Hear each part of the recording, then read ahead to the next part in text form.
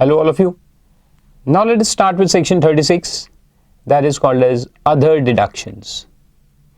इसमें कुछ इंपॉर्टेंट है, बाकी सब बहुत सिंपल है. सबसे पहला है insurance premium paid in respect of insurance of stock और स्टोर्स. यानी आपके बिजनेस का जो स्टॉक इन ट्रेड है या स्टोर्स है उसका आप इंश्योरेंस करा सकते हो और उसका जो इंश्योरेंस प्रीमियम का पेमेंट होगा उसका डिडक्शन आपको मिलेगा. बहुत ही सिंपल है.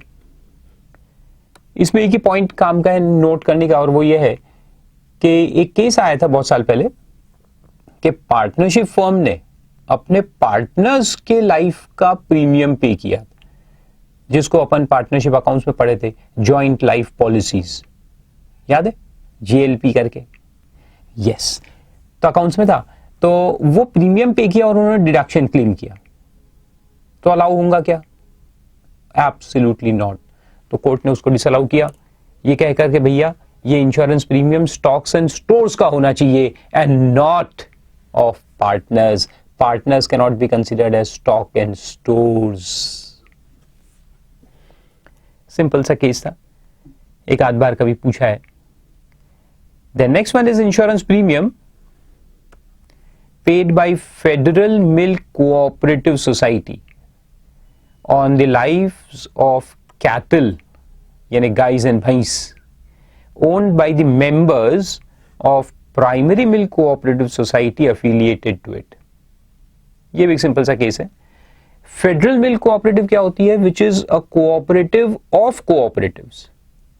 यानी इसमें 4 लेवल है. देखो कैसे कि सबसे नीचे है कैटल, गाइस एंड भैंस. इसके है ओनर्स. ये ओनर्स जो है ये मेंबर्स है प्राइमरी मिल्क कोऑपरेटिव सोसाइटी के. तो प्राइमरी मिल्क कोऑपरेटिव सोसाइटी जो है ये क्या होती है कि जो छोटे छोटे गांव है बहुत सारे, तो ये गांव के लोग मिलके कोऑपरेटिव्स बनाते हैं. 8-10 गांव के लोग मिलके कोऑपरेटिव बनाएंगे और उनको मिल्क सप्लाई करेंगे. लेकिन ये जो प्राइमरी मिल्क कोऑपरेटिव है इसके पास इतना मिल्क नहीं है कि वो मशीनरीज डाल के प्रोसेसिंग करे. So they form primary milk cooperative societies, in turn form federal society. तो फेडरल सोसाइटी का मतलब है सेंट्रल. फेडरल का मतलब सेंट्रल भी होता है. और उसके जो मेंबर्स है वो प्राइमरी मिल्क कोऑपरेटिव्स है. डायरेक्ट कैटल ओनर्स उसके मेंबर नहीं. ठीक है, फेडरल मिल्क कोऑपरेटिव के मेंबर्स कौन है? Primary milk cooperative society. और प्राइमरी के मेंबर्स कौन है? Owners of cattle. तो ये कैटल के लाइफ का इंश्योरेंस प्रीमियम कौन पे करता है? Federal milk cooperative society. और उसका डिडक्शन उसको दिया गया है. सिंपल है. फिर आगे चलते हैं. नेक्स्ट पॉइंट है insurance premium paid by any mode of payment other than cash. ये जो IB है ये insurance premium health of employees के लिए है, एम्प्लॉय हेल्थ इंश्योरेंस है. लेकिन उसमें अंडरलाइन करो any mode other than cash. ये कैश में नहीं चलता. अगर आप कैश में पे करोगे तो डिडक्शन नहीं मिलेगा. Very important point. Other than cash for insurance on health of employees under a scheme frame by GIC यानी general insurance corporation and approve by the central government और any other insurer. Any other insurer यानी private वाले भी चलते हैं. Approve by IRDA insurance regulatory development authority. तो IRDA के permission से ही इंश्योरेंस होता है, उसके बिना तो हो ही नहीं सकता. तो ये जो स्कीम्स है जैसे कि प्राइवेट इंश्योरेंस कंपनी जितने भी है, Tata AIG, max New York, ICICI, HDFC, standard life insurance company, बहुत सारे हैं, हजारों है. हजारों यानी कि कुछ 50-60 है इंडिया में. और जनरल इंश्योरेंस कॉर्पोरेशन के 4 सब्सिडरीज है जिसके थ्रू वो काम करता है. National insurance, new India insurance, फिर एक है ओरिएंटल और यूनाइटेड. तो ये 4 GIC जो जनरल इंश्योरेंस कॉर्पोरेशन है उसके सब्सिडरीज है. तो उनके थ्रू भी आप निकाल सकते हैं. तो बेसिकली क्या करना है कि एम्प्लॉइज का हेल्थ इंश्योरेंस है. ये बहुत सिंपल सी चीज है. एम्प्लॉइज का हेल्थ इंश्योरेंस, उसको ग्रुप हेल्थ इंश्योरेंस पॉलिसी भी कहते हैं फॉर एम्प्लॉइज. और उसका जो प्रीमियम है वो याद रखो कि कैश में नहीं चलता. वैसे तो आगे एक सेक्शन हम देखने वाले हैं कि कोई भी एक्सपेंस अगर 20,000 से ऊपर जाता है, 48(3) अपन पढ़ेंगे एक सेक्शन, कोई भी पेमेंट 20,000 से ऊपर है तो वो चेक से होना चाहिए, अकाउंट पे चेक से। लेकिन यहां तो क्या है कि 1 रुपया भी अगर हो, इंश्योरेंस प्रीमियम अगर 1 रुपी भी हो तो भी कैश में नहीं चलेगा। अगर कैश से पे किया तो डिसअलाउड है। The next point is bonus और commission payable to employees. Bonus और commission payable to employees if not payable as dividend और प्रॉफिट्स। तो ये जो पूरा यहां दिया है बोनस एंड कमीशन, ये क्यों दिया है देखो मैं आपको बताता हूं। There are 2 logics behind this point. Otherwise आप अगर देखो सैलरी टू एम्प्लॉइज, वो स्पेसिफिक सेक्शंस में नहीं है, वो जाता है सेक्शन 37 में जनरल डिडक्शन में। सैलरी वेजेस टू एम्प्लॉइज ये जनरल डिडक्शन में जाता है। लेकिन उन्हीं लोगों का बोनस एंड कमीशन जो है वो यहां खास दिया है अलग से। तो क्यों दिया है इसका लॉजिक आप समझो। तो सेक्शन में लिखा है बोनस और commission payable to employees if not otherwise payable as dividend और प्रॉफिट्स। तो ये एक कंडीशन उसमें अटैच किया है।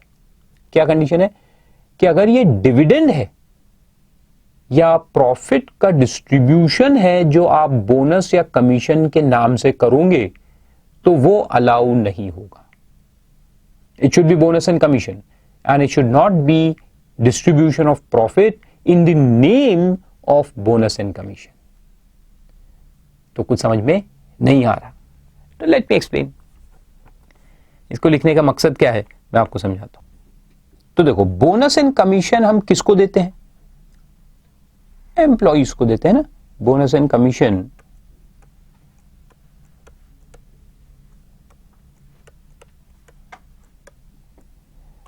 तो पहली बात तो यही हो जाएगी कि ये बोनस आपने किसको दिया।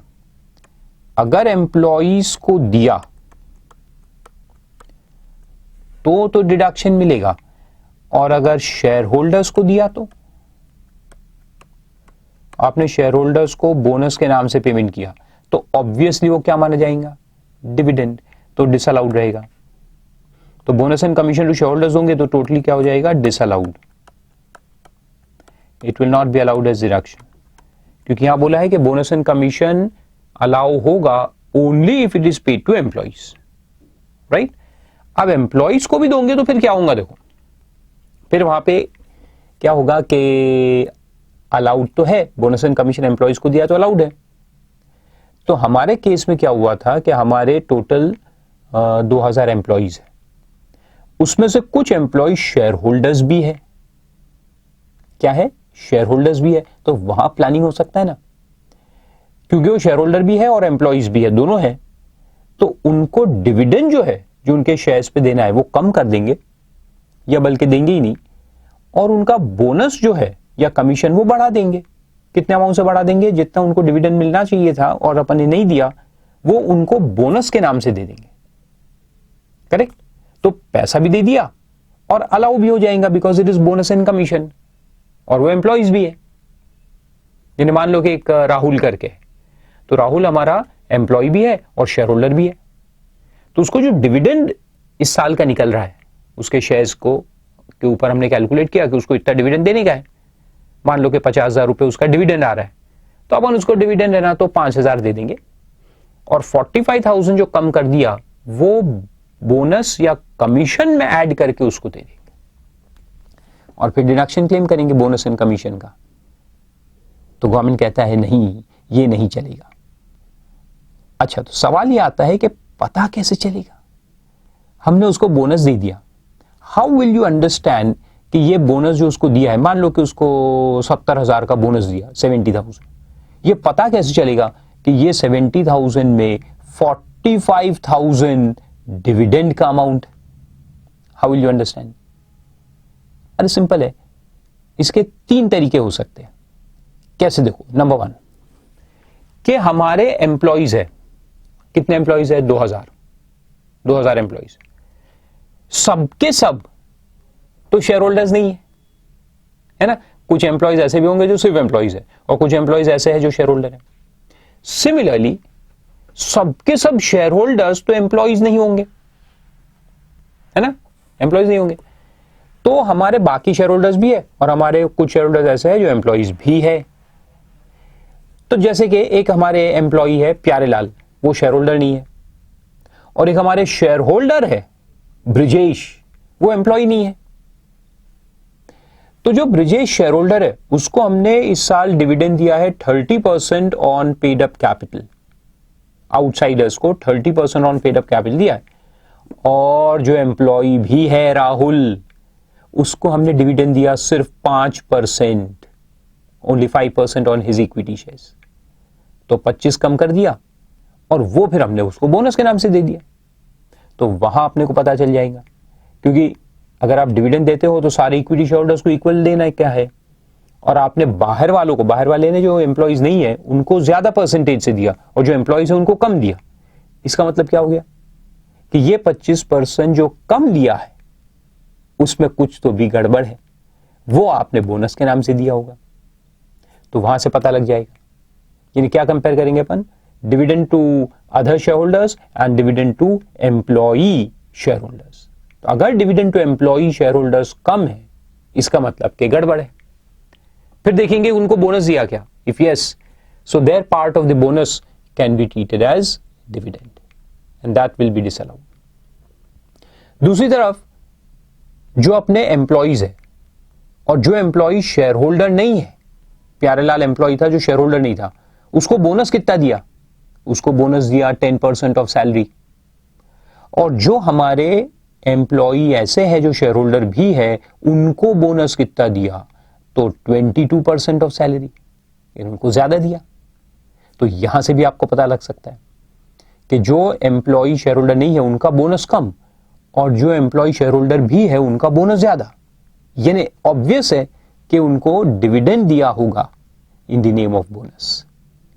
तो ये तो दो तरीके हो गए पता लगाने का, एक वो कि शेयर होल्डर्स का डिविडेंड चेक करो परसेंटेज, दूसरी तरफ बोनस का परसेंटेज चेक करो, दोनों से पता लग सकता है। और अगर आप कहते हो सर अगर सारे शेयर होल्डर एम्प्लॉय हुए और सारे एम्प्लॉय शेयर होल्डर है, फिर क्या सभी शेयर होल्डर एम्प्लॉय है और सभी शेयर होल्डर, सभी एम्प्लॉय शेयर होल्डर भी है, 4000 एम्प्लॉय है और वो सबके सब शेयर होल्डर भी है, तो फिर कैसे पता लगाओगे, क्योंकि डिफरेंस दोनों साइड से नहीं मिलेगा। तो फिर अपन देखेंगे कि what is the normal bonus to be paid to employees. जैसे पेमेंट ऑफ बोनस एक्ट, तो पेमेंट ऑफ बोनस एक्ट एक लिमिट देता है कि इतने तक आप बोनस पे कर सकते हो, and bonus depends upon the profit of the company. Profit क्या निकालते हैं ना अपन, एक्यूमुलेटेड प्रॉफिट, एलोकेशन, और उसमें से बोनस बांटते हैं। तो as per the bonus act अपन फॉर्मूला से कैलकुलेट करेंगे, और अगर पेमेंट उससे ज्यादा हुआ है बोनस का, एक्सेसिव पेमेंट, तो वहां से समझ में आएगा कि ये एक्सेसिव जो दिया है वो एक्चुअली डिस्ट्रीब्यूशन ऑफ प्रॉफिट होगा, यानी कि डिविडेंड होगा, फिर उसको डिसअलाउ करेंगे। तो इस तरह से अपने को पता लगाने का है, इन्वेस्टिगेशन से पता लगेगा और फिर अपन उसको डिसअलाउ करेंगे। तो देखो एम्प्लॉइज को दिया, तो यहां मैं लिखता हूं कि एम्प्लॉइज को दिया है, और अगर ये बोनस भी है प्लस डिविडेंड, थोड़ा सा डिविडेंड उनको ऐड करके दे दिया था अपन ने, टोटल बोनस के दो पार्ट्स है, बोनस प्लस डिविडेंड, तो जो डिविडेंड है ये डिसअलाउ हो जाएगा और जो बोनस वो अलाउ होगा। और इसमें टैक्स प्लानिंग कैसे हो सकता है, देखो सैलरी तो फिक्स्ड होती है, उसमें टैक्स प्लानिंग कैसे करोगे, लेकिन बोनस फ्लेक्सिबल होता है, कमीशन फ्लेक्सिबल है, ये अपन कम ज्यादा करते रहते हैं, तो यहां टैक्स प्लानिंग किया जा सकता था, तो इसलिए गवर्नमेंट ने उसको अलग से लिख दिया और कंडीशनल स्टेटमेंट डाल दिया कि if this bonus is payable as dividend, यानी एक्चुअल में वो डिविडेंड है, तो फिर उसको डिसअलाउ करेंगे। दूसरा और एक पॉइंट है बोनस में याद रखने का, ये बोनस एंड कमीशन जो है इसमें और एक पॉइंट याद रखने का है कि अगर एम्प्लॉय को दिया भी और ये बोनस भी है, तो यहां सेक्शन 43B लगता है। ये एक सेक्शन है, अपन आगे पढ़ेंगे 43B, लेकिन अभी से सुन लो, बोनस का पॉइंट इसमें बता देता हूं कि ये जो बोनस है इसका एक्चुअल पेमेंट हो जाना चाहिए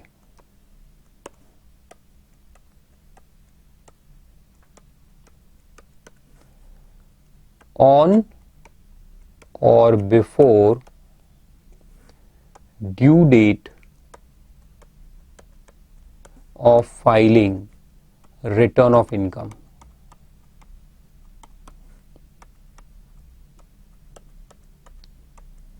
यानी कि 31 जुलाई और 30 सितंबर। 31 जुलाई या 30 सितंबर के पहले पहले पेमेंट होना चाहिए। हाँ, कुछ केसेस में नवंबर भी है, बाद में बताऊंगा मैं ड्यू डेट, लेकिन नॉर्मल ड्यू डेट दो होते हैं, 31 जुलाई एंड 30 सितंबर। तो आपका जो भी ड्यू डेट, अगर आप ऑडिट असेसी हो तो ड्यू डेट सितंबर होता है, और ऑडिट नहीं लगता है तो फिर जुलाई होता है।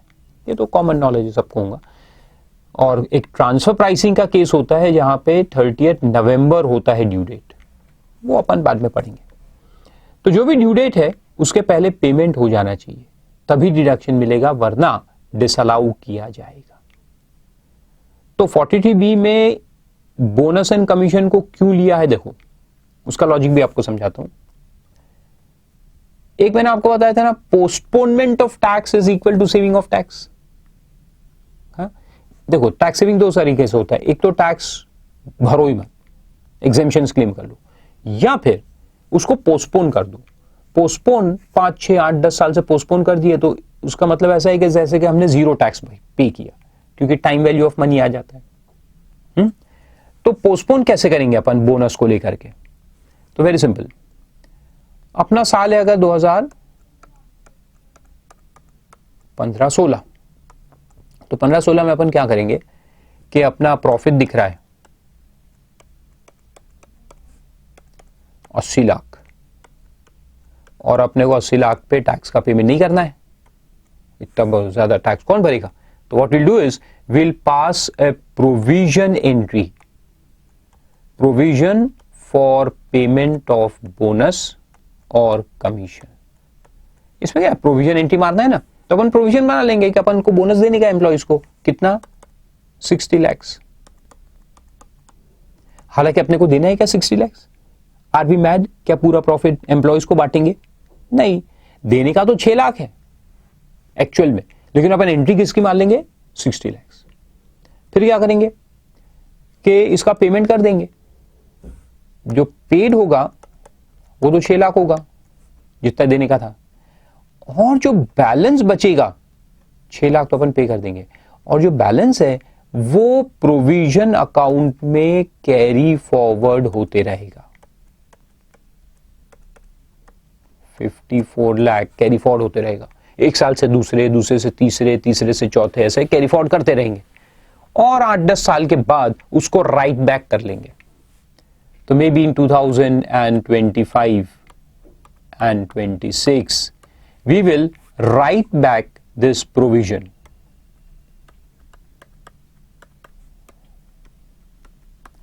एसेट्स को राइट ऑफ करते हैं, लाइबिलिटी को राइट बैक करते हैं। तो लाइबिलिटी को राइट बैक कर लेंगे, ये कहेंगे कि अपने को देने का नहीं है अभी, it is not to be paid, hence we have return back. तो ये राइट बैक जब आप करते हो, राइट बैक ऑफ लाइबिलिटी, तो वहां एक सेक्शन लगता है, वो है सेक्शन 41(1), ये अपन बाद में पढ़ेंगे अभी। और 41(1) कहता है कि जब भी कोई लाइबिलिटी को राइट बैक करते हो, जिस लाइबिलिटी का पहले आपने डिडक्शन लिया हुआ है, तो इसको इनकम मानेंगे, it will be treated as business income. ठीक है, मैं कहता हूं बिजनेस इनकम मानना है, मान लो कितना, 54 lakh will be treated as business income. लेकिन कौन से साल का, 25-26 का इनकम माना जाएगा।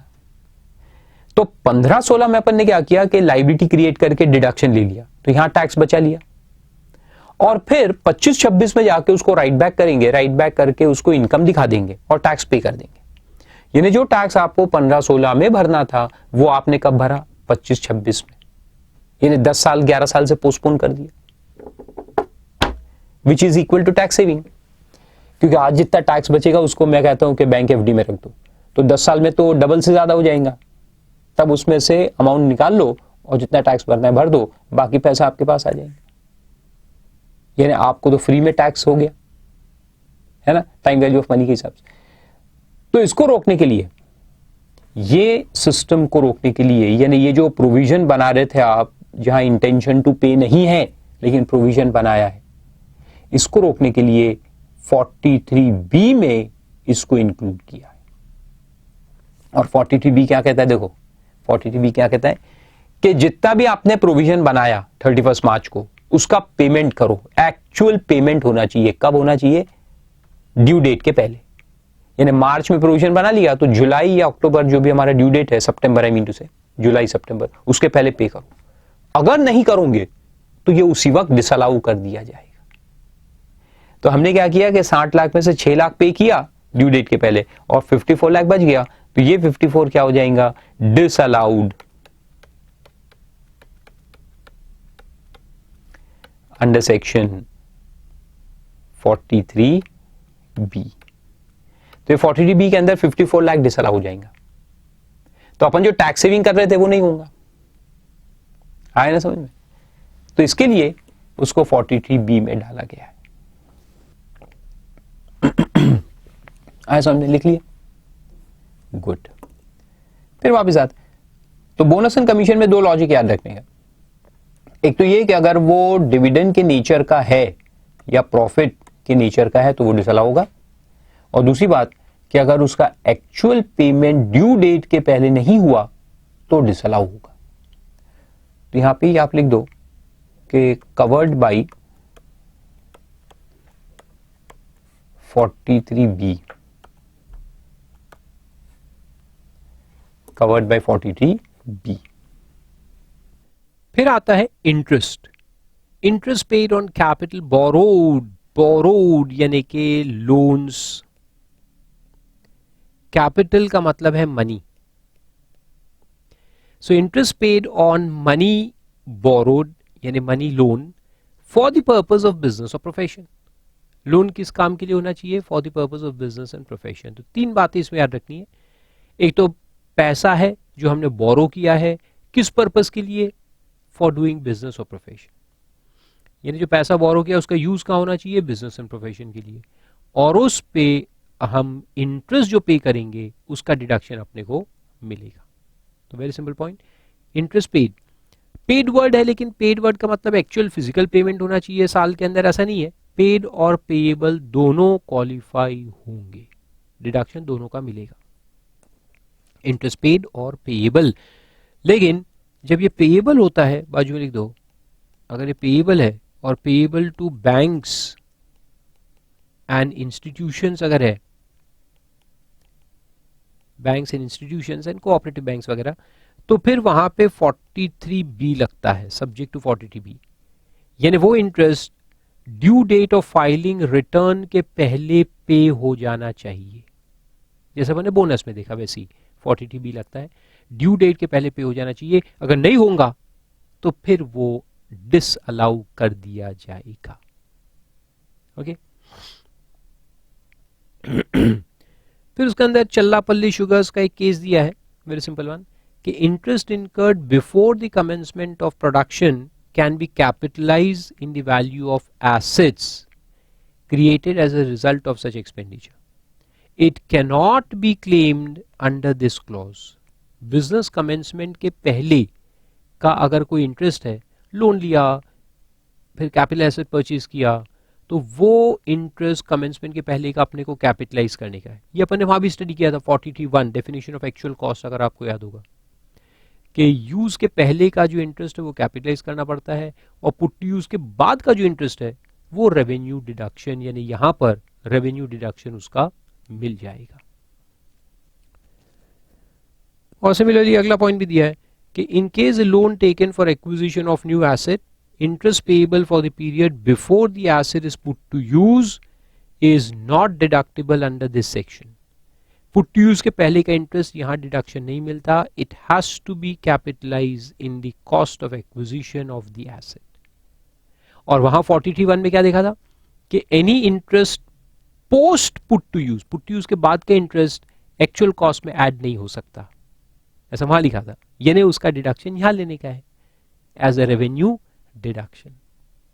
Very simple point, put to use के पहले का कैपिटलाइज करो, पुट टू यूज के बाद का इंटरेस्ट रेवेन्यू डिडक्शन क्लेम करो। ये सेक्शन जो है 36(1)(3) this is revenue deduction, right?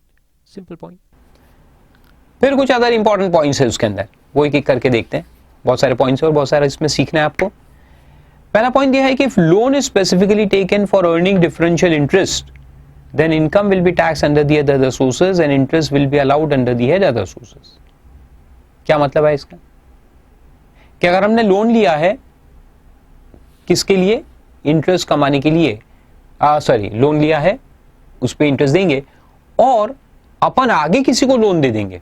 यानी मैंने आपसे लोन लिया 10% पे और सामने किसी को लोन दे दिया 13%, तो वहां से मेरे को 3% का अर्निंग होगा, यानी 13% मिलेंगे, उसमें 10 आपको दे दूंगा, 3% मेरे जेब में जाएंगे। तो उसको कहते हैं डिफरेंशियल इंटरेस्ट। यानी मेरा पर्पस क्या है? डिफरेंशियल इंटरेस्ट अर्न करना। तो फिर कोर्ट ने कहा है कि जो इंटरेस्ट मैं अर्न करूंगा 13% से, ये बिजनेस हेड में टैक्स नहीं होगा, ये जाएगा इनकम फ्रॉम अदर सोर्सेज में। It will B tax under the head other sources. और जो 10% मैं आपको दूंगा उसका मेरे को डिडक्शन भी मिलेगा। कहां मिलेगा? Under the head other sources. यानी उसको बिजनेस हेड में नहीं लेंगे। अर्निंग डिफरेंशियल इंटरेस्ट यानी लोन लेना लोन देना, ये अगर अपना काम है तो जो डिफरेंशियल इंटरेस्ट हमने कमाया वो कहां टैक्स होगा? Under the other sources. Unless कि तुम्हारा बिजनेस ही मनी लेंडिंग का हो। अब तुम कहोगे सर बैंक का भी तो ये काम होता है, बैंक लोन अपने से लेता है सस्ते में और इंडस्ट्री को देता है महंगे में, तो बैंक का इंटरेस्ट भी क्या अदर सोर्सेज में टैक्स होगा? नहीं, बिजनेस हेड में होगा, क्योंकि उनका वो बिजनेस ही है। यहां जो ये लिखा है ये क्या है कि साइड बिजनेस यानी साइड एक्टिविटी। जैसे फारूक का काम क्या है? ट्यूशन क्लास लेना, लेकिन कभी कभी मैं लोगों से लोन लेके आगे किसी को दे देता हूं, तो फिर वो बात अलग हो जाएगी, फिर वो अदर सोर्सेज में जाएगा। और जहां अपना काम ही मनी लेंडिंग का है तो वो बिजनेस हेड में आएगा। पहला पॉइंट, ठीक है। दूसरा एक पॉइंट है, बड़ा इंटरेस्टिंग है, इसको अच्छे से देखो। There are 3 partners in a firm. ये बिजनेस यूज के ऊपर है पॉइंट। बिजनेस यूज जो अपन ने देखा था ना कि money should be borrowed for the purpose of business और प्रोफेशन, तो उसका एक पॉइंट। क्या पॉइंट है? देखो कि एक फर्म थी जिसमें 3 पार्टनर है and the partnership deed allows partners to withdraw money for personal purpose. Drawing accounts पे पढ़ा आपने, ड्रॉइंग्स होता है। All 3 partners withdrew rupees 1 lakh per month। 3 partner ने 1-1 लाख रुपए पर मंथ विड्रॉ किया, यानी कि एक पार्टनर ने 12 लाख, तो 3 पार्टनर ने टोटल मिला के 36 lakhs फर्म से पैसा निकाला है, ड्रॉ किया है। There exists a book loan of 45 lakhs at 10%। और फर्म के हाथ में एक लोन दिख रहा है 45 lakhs का, 10% इंटरेस्ट उस पे पेएबल है। Question arises whether AO can disallow the interest on loan on the ground that the money borrowed is withdrawn by partners for personal use। Partner ने पर्सनल यूज के लिए विड्रॉ किया है पैसा, इसलिए अपन फर्म को डिडक्शन नहीं देंगे, ये AO का कहना है। तो क्या वो जस्टिफाइड है? तो देखो यहां आंसर बता दो। यहां आपने को ये करना है, वैसे आंसर में लिखा है, but first you look at the analysis part. Analyse ये करना है अपने को कि जो पार्टनर ने पैसा विड्रॉ किया और फर्म ने जो लोन लिया, इनके बीच में नेक्सस यानी कि लिंक बैठ रहा है क्या? कि फर्म ने लोन लिया for the purpose of distributing money to partners, ऐसा है क्या? ऐसा दिख रहा है क्या कि फर्म का लोन पार्टनर को बांटने के लिए लिया गया? इनके बीच में नेक्सस या लिंक बैठना चाहिए। अगर लिंक बैठ रहा है, कैसे? एक एग्जांपल देखो कि आज 13 तारीख को फर्म ने लोन लिया बैंक से और नेक्स्ट डे 14 तारीख को पार्टनर्स ने उतना ही पैसा विड्रॉ कर लिया। जैसे आज फर्म लोन लेके आता है 60 लाख का और कल सारे पार्टनर्स मिला के 60 लाख उठा लेते हैं फर्म से, तो नेक्सस बैठ रहा है, लिंक, कि ये फर्म में पैसा आया और ये बढ़ गया, किसको गया? पार्टनर्स को। तो फिर अपन ये कहेंगे कि फर्म ने जो लोन लिया वो बिजनेस में यूज नहीं हुआ है, वो पार्टनर ने पर्सनल यूज में लाया है, इसलिए फर्म को डिडक्शन नहीं मिलेगी। ठीक है, तो यहां अपने को नेक्सस मिल गया, तो अपन कहेंगे कि फर्म का इंटरेस्ट का डिडक्शन डिसअलाउ हो जाएगा। लेकिन इस एग्जांपल में ऐसा हो रहा है, फर्म ने तो लोन एक साथ लिया है 45 लाख रुपए का, और पार्टनर का जो ड्रॉइंग है वो एक साथ है क्या, अगले दिन है क्या, नेक्सस है क्या, नहीं, वो तो हर महीने ड्रॉ कर रहे हैं, और हर महीने कर रहे हैं, सालों से कर रहे हैं। तो अपन ये कह सकते हैं क्या कि ये फर्म का जो लोन है वो पार्टनर को डिस्ट्रीब्यूट हुआ है, नहीं, हम ये कहेंगे फर्म का लोन तो बिजनेस में यूज हुआ है टू जनरेट प्रॉफिट, और वो प्रॉफिट में से पार्टनर ने ड्रॉइंग किया है। हाँ, लेकिन इस पॉइंट पे ये भी है कि फर्म के पास उतना प्रॉफिट होना चाहिए। अगर हम ये शो करें कि देखो फर्म 36 लाख से ऊपर प्रॉफिट अर्न कर रहा है, तो जो ड्रॉइंग है वो प्रॉफिट में से है, तो then AO cannot disallow the interest, क्योंकि लोन बिजनेस के लिए और ड्रॉइंग्स प्रॉफिट में से, ये अपन अगर साबित कर दे तो फिर इंटरेस्ट का डिडक्शन अलाउ होगा। तो वो नीचे दिया, देखो 2 पॉइंट है। पहला पॉइंट है नो, यानी can it be disallowed, no, if it can be proved that the amount withdrawn is out of profits and not out of loan taken. आया समझ में? और अगर एओ प्रूव कर दे कि देखो ये तुम्हारा लोन आया आज और कल सबने निकाल लिया, डायरेक्ट नेक्सस दिख रहा है, डायरेक्ट लिंक, तो फिर वो डिसअलाउ किया जाएगा। तो सेकंड पॉइंट में वो लिखा है, देखो, however if it is prove that the profit is less than 36 lakhs, then interest may be disallowed on the ground that the money borrowed is withdrawn by the partners for personal purposes. उतना profit ही नहीं है, firm का total profit साल भर का सिर्फ 6 लाख और drawing 36 lakh है।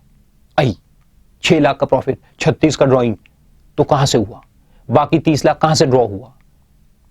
तो फिर लिंक लगेगा ना, अरे फर्म लोन लेके आया था, लोन लेके आया था इसलिए ड्रॉइंग हुआ,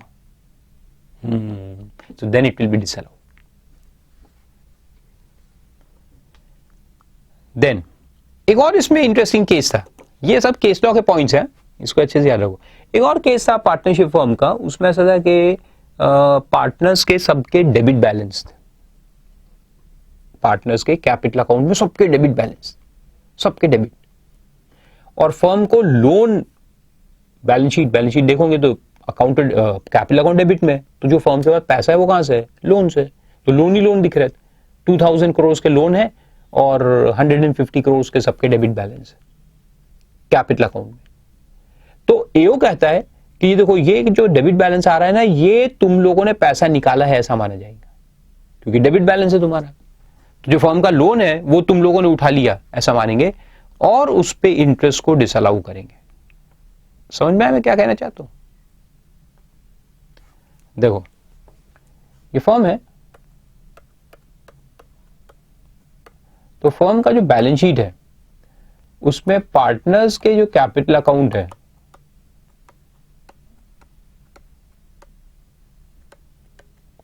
ये सब नेगेटिव में, मान लो कि 80 लाख नेगेटिव, यानी डेबिट बैलेंस, ठीक है, 80 लाख, और लोन दिख रहा है 200 लाख का, 200 लाख के लोन दिख रहे हैं। तो एओ क्या कहता है, एओ कहता है कि ये जो लोन है इसमें से 80 लाख तुम लोगों ने निकाल लिया, और इसलिए हम 80 लाख पे इंटरेस्ट डिसअलाउ करेंगे, यानी टोटल लोन अब 2 करोड़ का है, तो 2 करोड़ में से 1.2 करोड़ का इंटरेस्ट अलाउ करेगा, और 80 लाख के ऊपर जो इंटरेस्ट है उसको डिसअलाउ कर रहा है, ये कहकर कि देखो तुम्हारा डेबिट बैलेंस है तो तुमने ये पैसा यहां से विड्रॉ किया। अफसोसी कहता है कि ऐसा नहीं है, ये जो हमारे डेबिट बैलेंस है वो लोन विड्रॉ करने की वजह से नहीं है, बल्कि लॉसेस की वजह से, लॉसेस के डेबिट होने से हमारा कैपिटल अकाउंट नेगेटिव में गया है, कैश ड्रॉइंग की वजह से नहीं गया है। तो फिर कोर्ट ने कहा कि interest can not be disallowed, full interest will be allowed as deduction, क्योंकि पैसा यहां से विड्रॉ नहीं हुआ ना।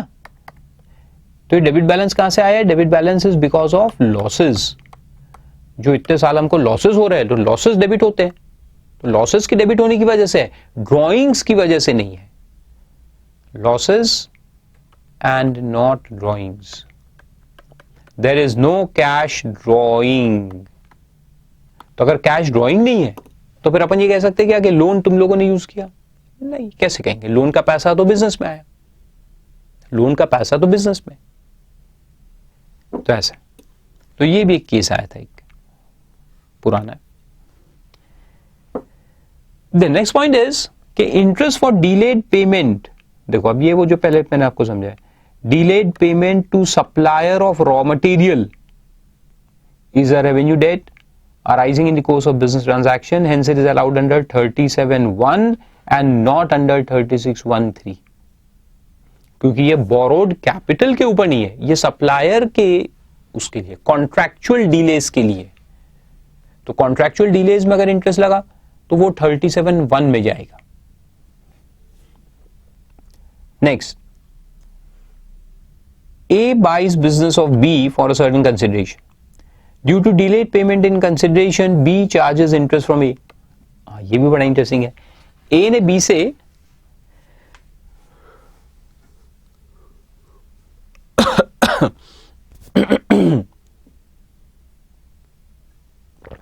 A ने B से बिजनेस खरीदा और उसको पेमेंट करना था, पेमेंट में डिले हुआ तो B ने इंटरेस्ट चार्ज किया इस, A ने B को इंटरेस्ट दिया। फिर इन्हें कहा कि ये इंटरेस्ट मुझे डिडक्शन मिलना चाहिए 36(1)(3) के अंदर, तो मिलेगा क्या? आंसर इज यस, मिलेगा। अब आपको सर आपने अभी तो बताया कि यार ये एसेट खरीदने के लिए है तो नहीं मिलेगा, लेकिन ये अलग है, ये है बिजनेस एक्विजिशन। तो बिजनेस को जब आप परचेस करते हो तो उसमें जो पेएबल निकलता है, that payable, the capital sum payable is nothing but a debt due in money. अगर मैंने आपसे 80 लाख का बिजनेस खरीदा तो मुझे 80 लाख रुपए आपको देना है, तो वो मनी लाइबिलिटी होती है। It is as good as liability to pay money and hence interest thereon will be allowed as deduction. तो उसमें लिखा है देखो, such interest for delayed payment is not a revenue debt. It is in the normal course of business and hence allowed as business deduction under section 36(1)(3). ठीक है, तो ये revenue date नहीं है, ये कौन सा डेट है? Capital debt. बाजू लिख दो, दिस इज कैपिटल डेट। तो रेवेन्यू डेट का जो इंटरेस्ट है वो 37 में जाता है, जो ऊपर में देखा, ये रेवेन्यू डेट, रेवेन्यू डेट का इंटरेस्ट है तो 37 में जाएंगे। लेकिन ये कैपिटल डेट है, तो capital debt is as good as capital borrowed. समझ में आ रहा है link? Capital debt is as good as capital borrowed.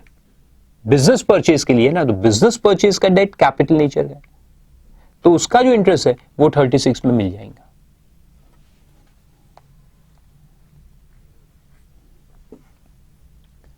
फिर फिफ्थ पॉइंट तो वही है, ग्रांट वाला, is given by holding to subsidiary and holding company charges interest for the same, then as there is no obligation to repay such grant, capital तो repay करना ही नहीं है, capital को रीपे नहीं करना तो लाइबिलिटी नहीं है, इसलिए फिर उसका डिडक्शन नहीं मिलेगा।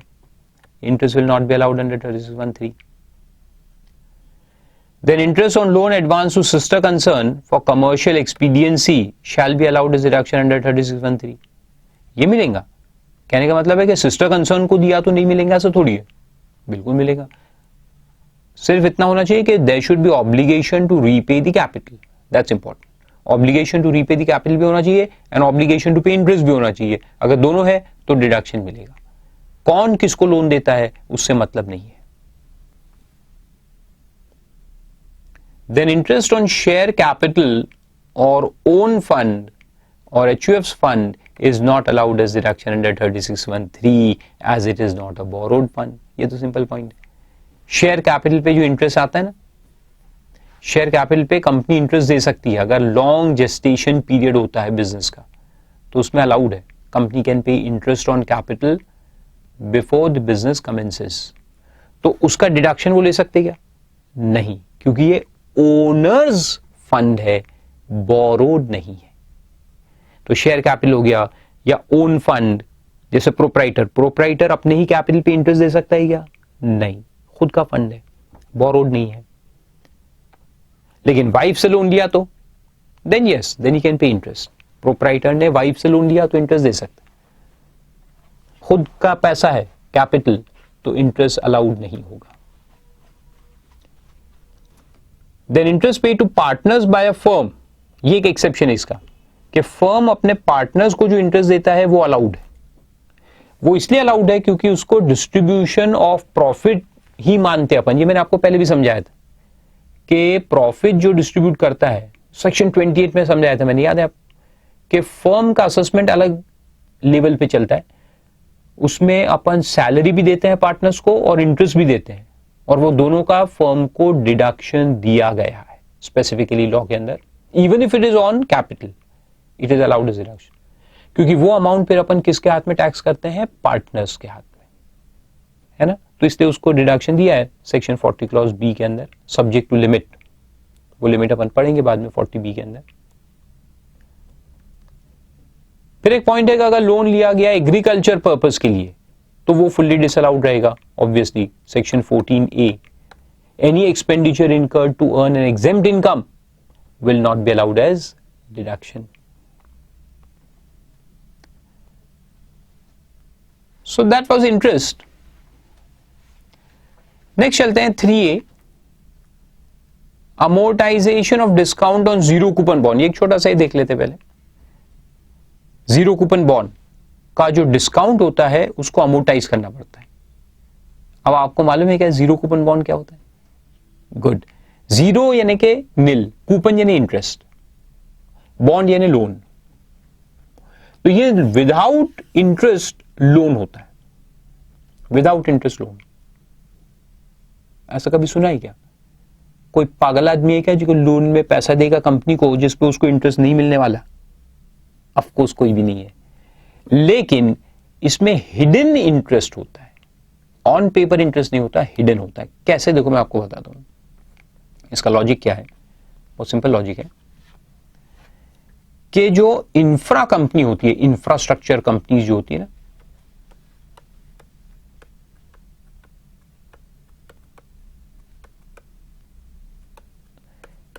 इंफ्रास्ट्रक्चर कंपनीज को वेरी लॉन्ग टर्म लोन्स चाहिए रहते हैं, 10 साल, 15 साल, 20 साल, क्योंकि उनका जो कंस्ट्रक्शन है वो इंफ्रास्ट्रक्चर प्रोजेक्ट्स है, डैम बनाएगा, कोई कैनाल्स बनाएगा, रोड बनाएगा, हाईवे बनाएगा, तो it involves huge investment and very low returns for a long time, but low returns. क्योंकि आपने जैसे डैम बना दिया तो डैम कोई 5 करोड़ 10 करोड़ में बनेगा क्या? नहीं, it requires thousands of crore of investment. और फिर वो बनने के बाद, एक तो बनने में बहुत टाइम लगता है, रोड बनाना है, हाईवे बनाना है, 5-6 साल तो हाईवे बनाने में लग जाएंगे, फिर आप टोल टैक्स कलेक्ट करेंगे, तब आपका रेवेन्यू स्टार्ट होगा। तो जेस्टेशन पीरियड बहुत ज्यादा है, इन्वेस्टमेंट ह्यूज है। अब अगर ये अपन नॉर्मल डिबेंचर्स से ले तो क्या होगा कि यहां अपन ने डिबेंचर्स इशू किए, ठीक है, डिबेंचर्स इशू किए कब? 2010 में, और हमारा जो प्रोजेक्ट है वो कंप्लीट होने में 12 साल लगने वाले हैं। प्रोजेक्ट कमेंस कब होगा? 12 साल के बाद, यानी 2022 में कमेंस होगा। और 2010 में डिबेंचर दे करके पब्लिक को अपने पैसा उधार लिया, लोन लिया, तो यहां से यहां तक का आपको इंटरेस्ट तो देना ही पड़ेगा, interest has to be paid.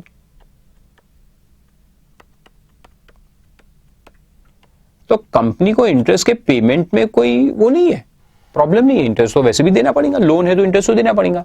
लेकिन कंपनी कहती है कि इंटरेस्ट अभी नहीं देंगे, हम आपको 2022 में देंगे, जब प्रोजेक्ट चालू हो जाए, तब रेवेन्यू आना चालू होगा, तब इंटरेस्ट देंगे। लेकिन ऐसा तो होता नहीं, डिबेंचर्स तो कहता है कि interest has to be paid from the year 1 itself, हर साल पेमेंट करना है। तो अभी तो हमारा प्रोजेक्ट कंटिन्यू है, इंटरेस्ट कहां से देंगे? अरे पैसा बोरो किया है प्रोजेक्ट बनाने के लिए, इंटरेस्ट देने के लिए पैसा बोरो किया है क्या? नहीं, इंटरेस्ट में पैसा जाएगा तो फिर यूज कैसे होगा? तो इसका सॉल्यूशन है जीरो कूपन बॉन्ड। तो जीरो कूपन बॉन्ड में क्या होता है? The solution is zero coupon bond. उसमें अपन इंटरेस्ट देते ही नहीं, ये जो पूरा इंटरेस्ट है ना, ये नहीं देते, लेकिन देंगे, अभी नहीं देंगे।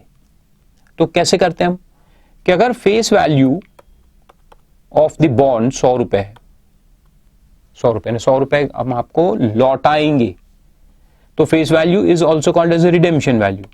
तो जो हम रिडेम्पशन करेंगे वो फेस वैल्यू पे करेंगे, रिडेम्पशन वैल्यू। लेकिन जो इशू करेंगे वो फेस वैल्यू पे नहीं करेंगे, वो करेंगे at a discounted price.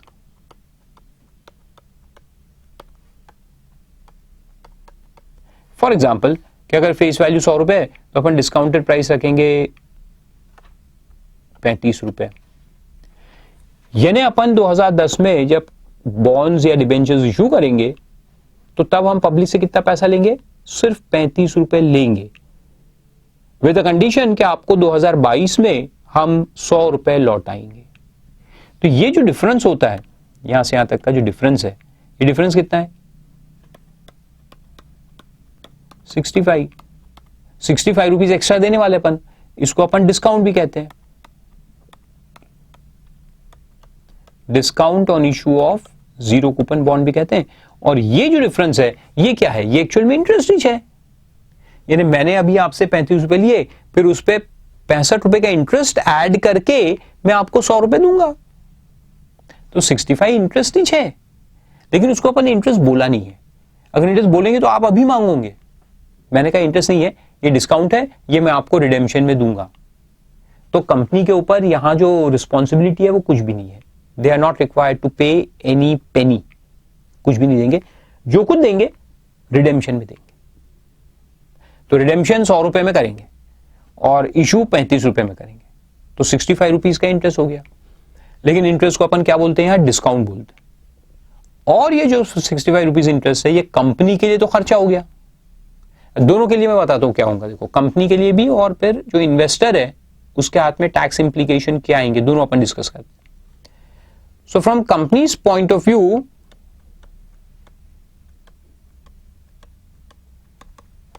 Government ने इसका डिडक्शन दिया है ऑन अमोर्टाइज्ड बेसिस।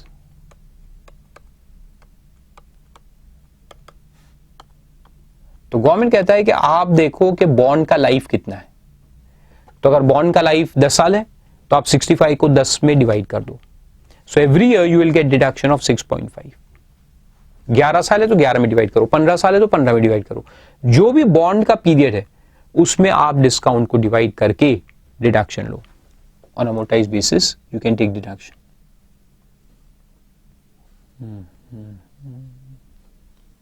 और amortise basis over life of bond, ऐसा लाइफ ऑफ बॉन्ड। 3 साल का बॉन्ड है, 3 साल में अमोर्टाइज होगा, 10 साल का है तो 10 साल में अमोर्टाइज होगा। और जो इन्वेस्टर है उसके हाथ में क्या होगा,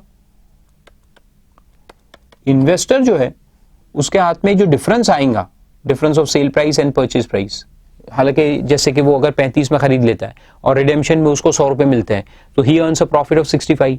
that 65 will not be considered as interest, interest consider नहीं करेंगे, यानी कि 65 को हम इनकम फ्रॉम अदर सोर्सेज में नहीं लेंगे, बल्कि उसको मानेंगे capital gains.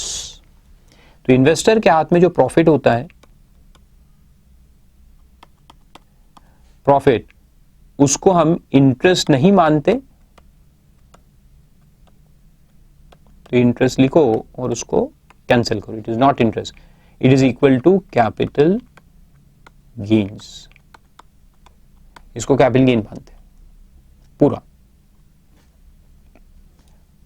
And other issues are that there will be no TDS, इसमें टैक्स डिडक्शन सोर्स नहीं है, क्यों, क्योंकि इंटरेस्ट है ही नहीं, इंटरेस्ट में टीडीएस काटना पड़ता है, but here there is no interest, hence no TDS, इसको टीडीएस नहीं कहते। टीडीएस में यानी कंपनी जब ये रिडेम्पशन करेगी तो उसको टीडीएस काटने की जरूरत नहीं रहती, no TDS by company.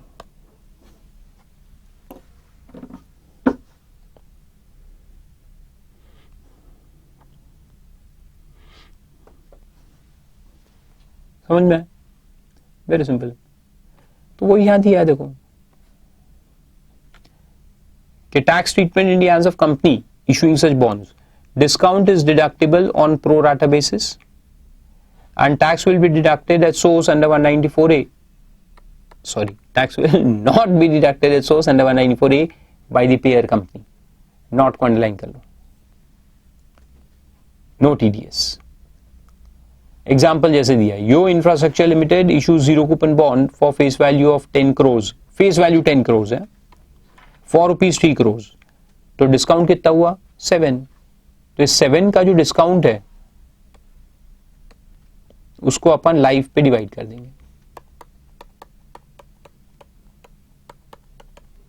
Discount is 7 crore. अब उसका करना क्या है तो देखो, अच्छा 7 करोड़ है, मैंने तो 7 लाख लिखा इधर।